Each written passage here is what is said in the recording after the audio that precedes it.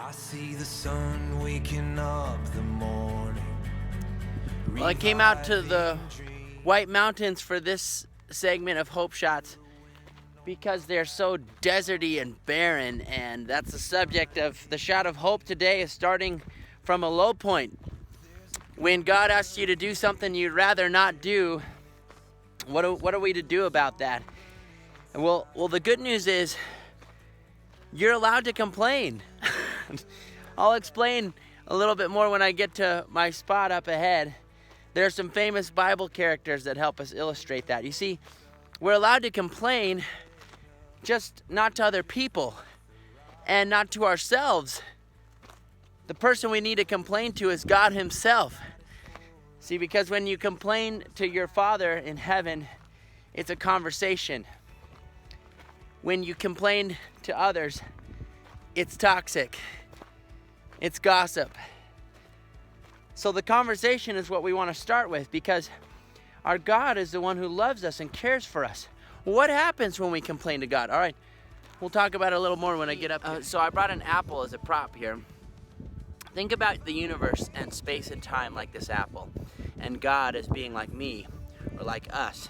He's outside of what's happening. We're down here in this little apple, but he's outside. He can see the beginning from the end, and he made it to be good. He made it to be full of life and joy.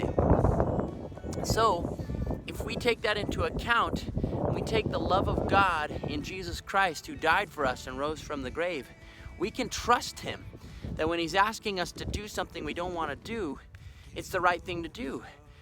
The Bible characters I was talking about were Moses and Jonah. Now, God asked Moses to go and talk to Pharaoh and tell Pharaoh to let the people of Israel out of their slavery, and Moses was afraid and didn't want to go. After complaining several times to God's face, finally Moses says, God, please just send somebody else.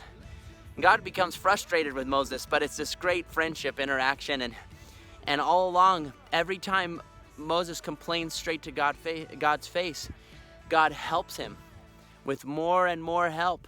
He even then sends his brother Aaron out to the desert to meet Moses, and they tackle this project together. Well, the other example is Jonah. Jonah ran away from God instead of just complaining to God's face, and he never really saw God's plan. See, Moses eventually saw that God's plan was compassion and salvation for the people around him. Jonah never saw that God wanted to save the people of Nineveh, that God wanted to have mercy on them. See, it's the same for you and for me. God wants to have mercy on us. He wants to have mercy on you. But if we run from him, we never get it. If we ignore him, we never get it. You might be in the place where you haven't started a relationship with God. Well, I encourage you to do that today, to accept his forgiveness through Jesus on the cross. And there's hope for you. If he's asking you to do something difficult, that you can complain straight to his face, and he will give you the help you need to do the work he's asking you to do. And just remember that his plans were good. He knows the beginning from the end, and he didn't create life to be a barren desert with no hope and no life. He created it to be beautiful and tasty, full of goodness and life. I'm going to leave that picture with you. There's hope for you. There's hope for me. It's in complaining straight to God's face. All right, God bless you until next time.